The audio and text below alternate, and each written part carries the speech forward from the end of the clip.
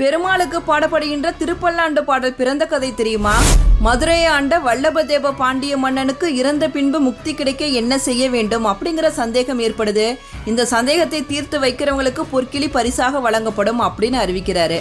ஆண்டாளோட வளர்ப்பு தந்தையான பெரியாழ்வாரோட கனவில் தோன்றிய பெருமாள் மதுரை சென்று மன்னரோட சந்தேகத்தை தீர்த்து வைத்து பொற்கிளியை பரிசாக பெற்றுவா அப்படின்னு சொல்றாரு.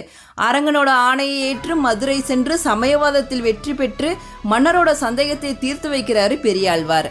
பொற்கிளியை பரிசாக பெற்றுவிட்டு மன்னர் கொடுத்த பட்டத்து யானை மீது அமர்ந்து வராரு பெரியாழ்வார்.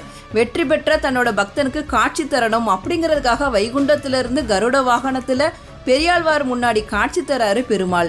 நம்மளா இருந்தோம்னா பெருமாள் முன்னாடி வந்தோன்னா அதை கொடு இதை கொடு அப்படின்னு சொல்லிட்டு வேண்டுவோம். ஆனால் பெரியாழ்வாரோ பெருமாளே யாரோடையாவது கண்ணு உங்கள் மேலே பற்றும் அப்படின்னு சொல்லிட்டு கண் திருஷ்டி போக்குறதுக்காக பல்லாண்டு பல்லாண்டு பல்லாயிரத்தாண்டு அப்படிங்கிற திருப்பல்லாண்டை பாடினாரு.